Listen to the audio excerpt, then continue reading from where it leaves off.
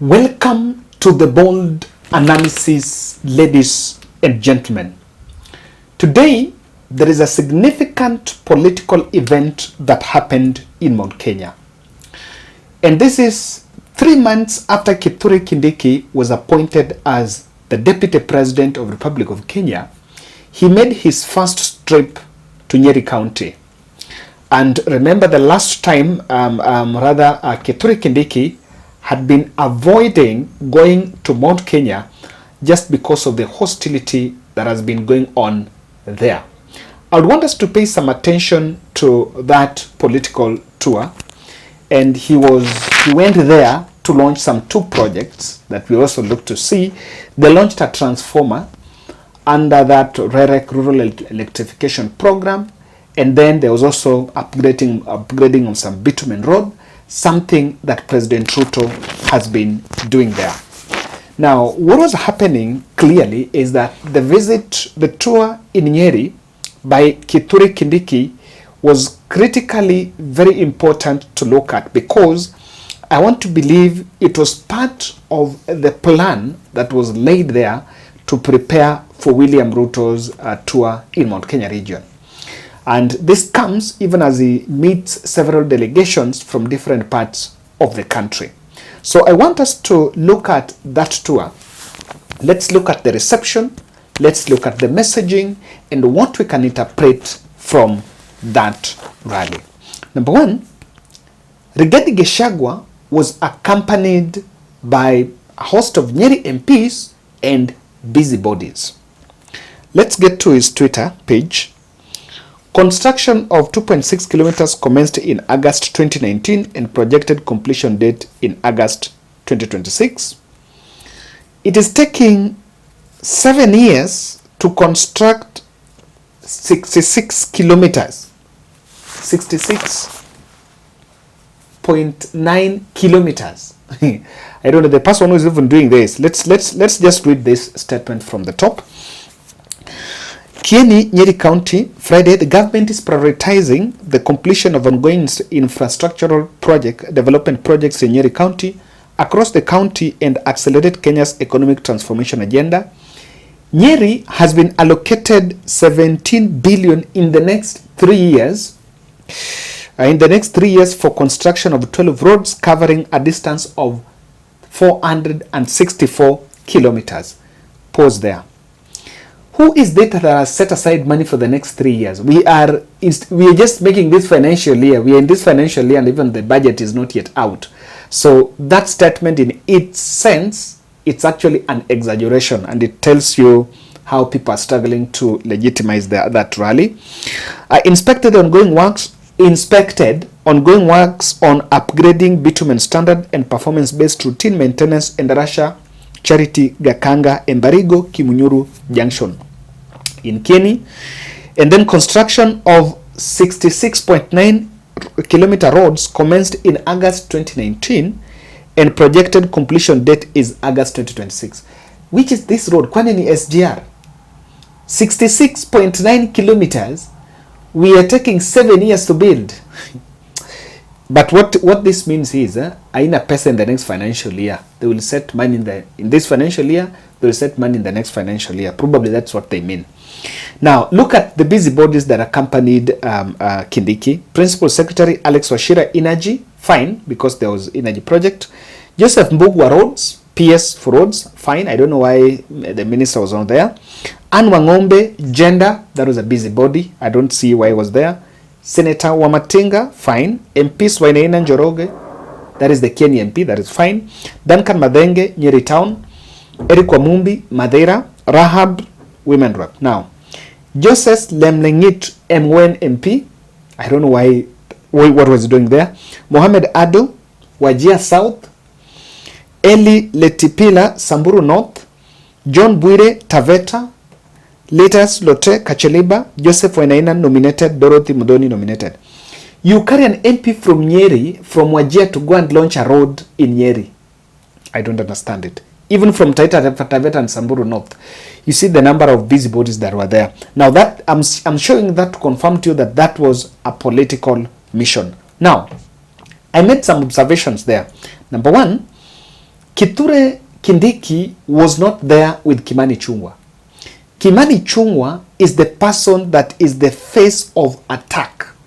Is the face of Kimani Ichung'wah is the person who is the face of attack on Rigathi Gachagua. But he was not there. No heckling that happened there. And why am I saying no heckling? Did I expect? I want to say this. The tour of Kindiki in Nyeri, it was a big political trap for Rigathi Gachagua.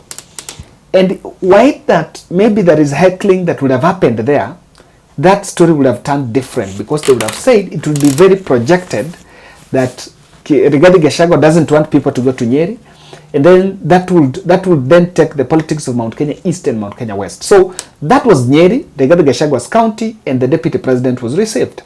So it is fine that such heckling incident did happen. Now that also confirms that probably the people don't have a problem with Kindiki. They only have a problem with the president. The absence of Kihika, who is the county governor, absence from that event, it's also telling on whether Rigathi access the position of Rigathi access on it. Now let's listen to the speeches from Kindiki and Eric Wamumbi. Mesema tuendelee na mambo ya stima, si ndio? Mesema mimi William Ruto na viongozi wetu wote tutafute ile pesa mheshimiwa amesema 1.2 billion tulete maji hapa Kieni. Si namna hiyo? Tumesema tuendelee na kazi ya kuzuia hao ndovu wanakuja kuharibu mali yetu hapa. Si namna hiyo? Tumesema kwamba tuendelee kujenga masoko, kujenga barabara na kufanya kazi ile wananchi watapata manufaa. Si namna hiyo? Kana mrenda siasa. Mrenda uteti? Kana mrenda wera? Tulita wera? Wangapi wanasema tufanye kazi ya mwisho kwa sababu mmetutuma kazi. Na sisi tutafanya kazi vile tulifundishwa na mzee wetu marehemu Kibaki. Maneno machache, kazi nyingi. Si namna hiyo? Nauliza, mwenye ametutuma hii kazi ya leo ya stima na barabara, Mheshimiwa William Ruto, rais wetu, mungetaka akuja atembee hapa? Akuja hapa? Aishwa atuletee maendeleo hapa? Ashere na goku. Wangapi wanasema rais tukusalamia na akuja hapa? Asanteni sana. Asanteni sana, Mungu awabariki. Kwa sababu ya masaa, wacha tukomee hapa, tutarudi tena na tena na tena na tena. Asanteni sana.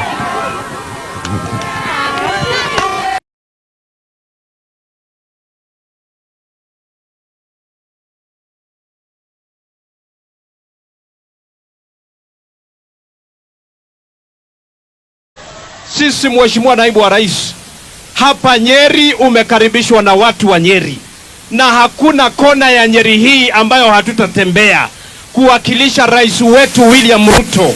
Tulete maendeleo hapa Nyeri, sababu tulichagua hii serikali na hatuwezi toka ng'o. Mwenye anataka kutoka atoke peke yake, atuache sisi kwa serikali tujenge barabara. Si namna hiyo?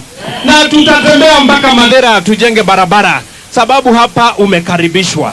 Nataka tujikumbushe, reda tuelirikanie ule twaugaga tugika siasa, twaugaga Ruto Ruto Ruto, tushokere ogwo, tushokere Ruto Ruto Ruto Ruto. Tumalirikanie kwamba sisi wote hatutoki kwa serikali na tutakaa kwa serikali.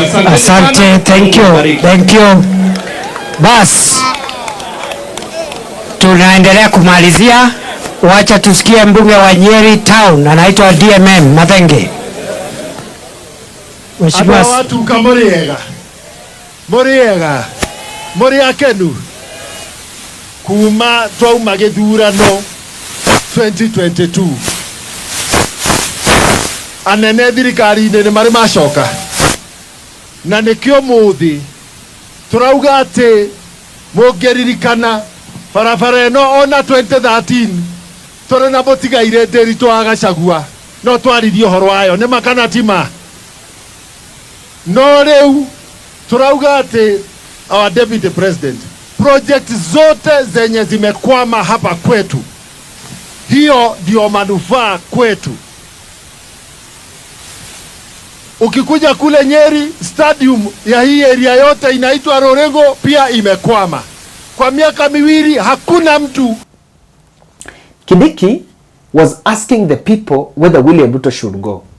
How unpopular has president become that before you go somewhere you must send your deputy to go and ask for permission? You know that is the truth. Before you go somewhere, you must send your deputy to go and ask for permission. How unpopular or how bad have things become? That statement by Kindiki first is president asking Ruto for permission. Mnakubalia tukuje na rais. And of course, it's supposed to reveal to him that probably he wants to receive, he wants to know the perception of what people think.